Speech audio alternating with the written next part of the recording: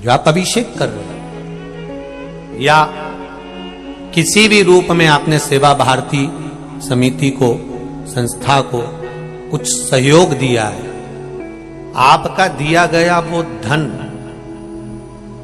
कई लोग गलत गलत सोच बना लेते हैं कि हमने दिया, कहां लगा कहां लगा।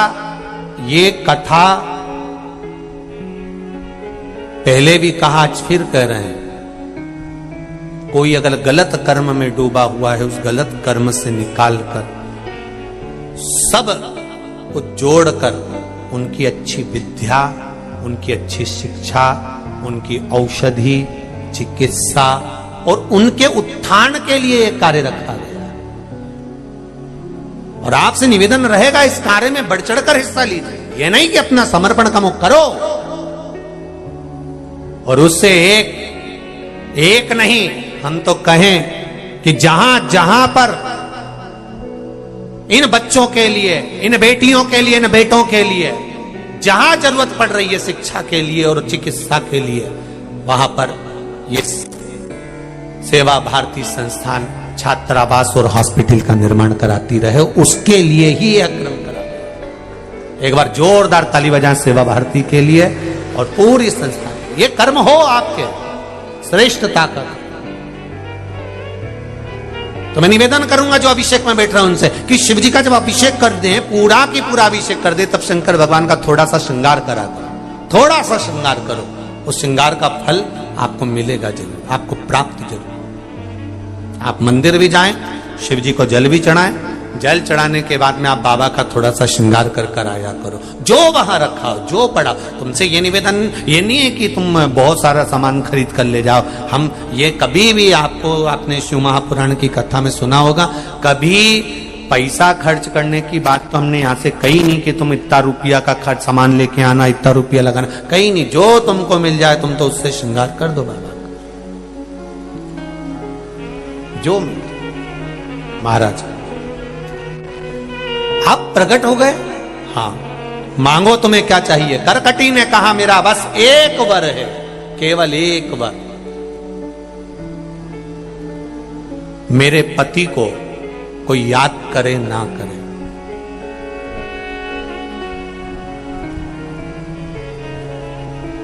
लंकाधिपति रावण को कोई याद करे ना करे, पर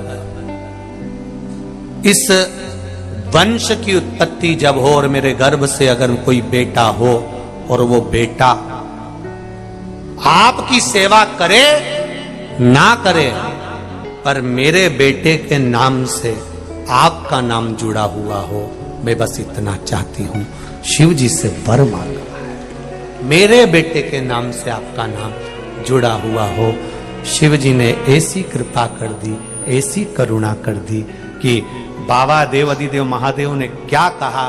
पार्वती जी बोली, रे करकटी, तेरे गर्भ से एक बेटे का जन्म होगा जिसका नाम भीम होगा। वो भीम का संहार, वो उपद्रव बहुत मचाएगा, क्योंकि असुर की संतान है, राक्षस की संतान है।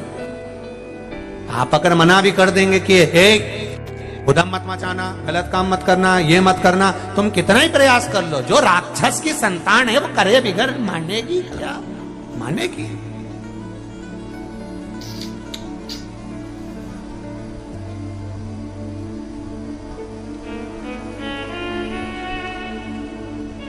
कई लोग कहते हैं गुरुजी हमारी औलाद हमारी नहीं सुने, अब हम आप बताओ हम कई करें। तो हमने कहा कि औलाद जब हुई थी तब गर्भ के समय पर तूने भागवत रामायण गीता पढ़ी कि नहीं पढ़ी? अरे कई पढ़ू गुरुजी, कई पढ़ू। अभी कई रामायण भागवत गीता पढ़ू ने, चूल्हा चौका से फुर्सत नहीं मिले जब ये औलाद गर्भ में थी।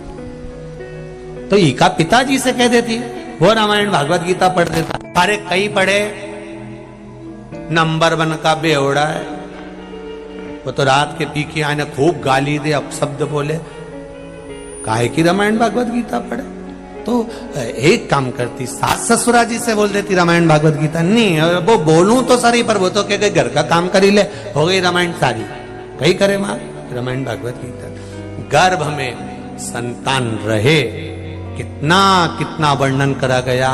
विदेश में एक संत घूमने के लिए गए, और विदेश में संत घूमने के लिए गए तो उनने क्या देखा कि मां 2 तरह का हॉस्पिटल था। विदेश में 2 तरह का हॉस्पिटल जब संत ने देखा, भारत के संत देखकर आश्चर्य में पड़ गए। इस हॉस्पिटल में अंदर गए, उन्होंने देखा यहां नॉर्मल डिलीवरी होती है, उसका शुल्क 5 लाख रुपए लगता है। काय का? जम के बोलो जरा।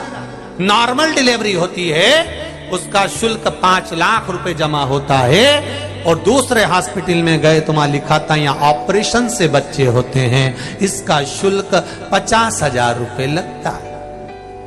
संत को चक्कर आ गए, उसने सोचा ऐसा क्या है कि नॉर्मल डिलीवरी और ये ऑपरेशन की डिलीवरी। तो उसने पूछा कि यहाँ और यहाँ में क्या अंतर है। तो उसने कहा ये नॉर्मल डिलीवरी का हॉस्पिटल है, यहाँ पर जो तुम्हारे घर की बहू बेटी होगी उसको एक कमरा दिया जाएगा, कमरे में एक चूल्हा रखा होगा, फुकनी रखी होगी, चिमटा रखा होगा, तवा रखा होगा, सारा सामान रखा होगा, आटा पीसने के लिए चक्की रखी होगी, सारा सामान रखा है, सूपड़ा, झाड़ू सब रखा है। बस नॉर्मल डिलीवरी अगर कराना है तो 5 लाख रुपए जमा करो, एक कमरा लो, उस कमरे में आप झाड़ू लगाओ, पोछा लगाओ, अपना बिस्तर बिछाओ, खुद बनाओ, खाओ, अच्छे से बर्तन मांज के रखो, झाड़ू पोछा करते रहो, बस 5 लाख रुपए इसी का जमा होगा और तुम्हारी नॉर्मल डिलीवरी की गारंटी हमारी है। और ये सामने का जो हॉस्पिटल है इसमें 50,000 रुपए जमा होते हैं, ऑपरेशन से बच्चा हो जाता है, बस चिड़ाफाड़ी करी और बच्चे को जन्म दे देते हैं, 50,000 रुपए खर्च होते हैं। तो क्या देखा संत ने कि हमारे भारत के संतों ने, साधुओं ने, ऋषियों ने, माताओं ने कितना वैज्ञानिक रिसर्च करा होगा कि बहू से हमेशा कहते रहते थे काम कराकर, गर्भ में बच्चा हो थोड़ी सेवा कराकर, बैठना नहीं, सोना नहीं, पढ़े नहीं रहना, पढ़ाई करो, अच्छी चीज पढ़ो, काम करो, ये करो। पर आज के जमाने के डॉक्टर एक ही बात कह देते, बेड रेस्ट, दिन भर पड़ी रहो, टीवी देखती रहो, टीवी में दिन भर कहीं की ना कहीं की रोतली भाई रोती मिले। नाटक में तुम एक नाटक बता दो जिसमें कहीं का बहुत दिन तक मुस्कुराता दिखे, पूरे नाटकों में कहीं की ना कहीं की रोती मिले 24 घंटा। तो औलाद भी ऐसी पैदा हुई कि गोदी में रखो तो चुप, नीचे सुलाओ तो पे पे करे। औलाद भी ऐसी पैदा हो। कई लोग के पर माताएं भी कह देती हैं बूढ़ी बूढ़ी, हमारी भी औलाद थी 5-5, 4-4, खिला दो पिला दो पटक दो खेलती रहे, और एक तेरी औलाद 24 घंटा पे पे करे। अब उनको कौन बताए, कुमकुम भाग देखा है, कौन बताए कि ये सीरियल देख के पैदा हुई है, इनको कौन समझाए। लोग देखा नाटक तो वो भी नाटक करे। और बड़े लोगों से कहो कि भैया तुम कथा सुनो, सत्संग सुनो, नहीं सुने। एक डोकरा बुढ़ा आदमी गोदी में बच्चे को लेकर घूम रहा था, बच्चे को गोदी में लेकर घूम रहा है।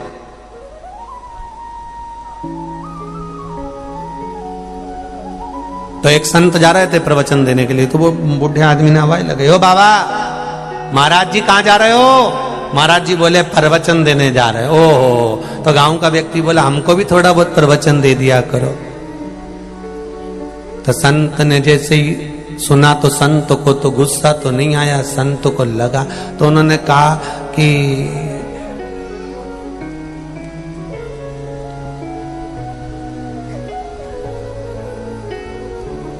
हमको प्रवचन की क्या जरूरत है, तुम्हारी गोदी में जो बच्चा बैठा है ना यही पूरा प्रवचन दे देता है। ये कैसे प्रवचन दे देता है? रोज कहता है बाबा जी बाबा जी बाबा जी, मतलब अब उम्र हो गई है, बाबा बन जाओ, इससे बढ़कर और क्या प्रवचन चाहिए। तो इतने में गांव का व्यक्ति भी बड़ा चतुर था, उसने कह दिया देखो महाराज मेरा मन तो खूब करता है छोरा के बाबा बन जाओ, तो बाबा बनने का मन तो करता है, पर छोरे के छोरे को लेता हूं तो कहता है बाबा जी, और जैसे ही मन में आता है बाबा बनने का और छोरी का छोरा गोदी में आता है तो कहता ना ना ना ना ना ना। तो मेरे को तुरंत चेंज करना पड़ता है, इसलिए मैं बाबा ही नहीं बन पाया। वो ना ना शिव कथा कह रही है। करकटी कह रही है मेरे बेटे के साथ में आपका नाम जुड़े। और आया समय, करकटी के गर्भ से एक पुत्र ने जन्म लिया। कब? जब कुंभकर्ण मर चुका है। तब कुंभकर्ण के मरने के बाद करकटी के गर्भ से, जब कुंभकर्ण था तब गर्भ ठेर गया था, और गर्भ ठेरने के बाद कुंभकर्ण के प्राण चले गए।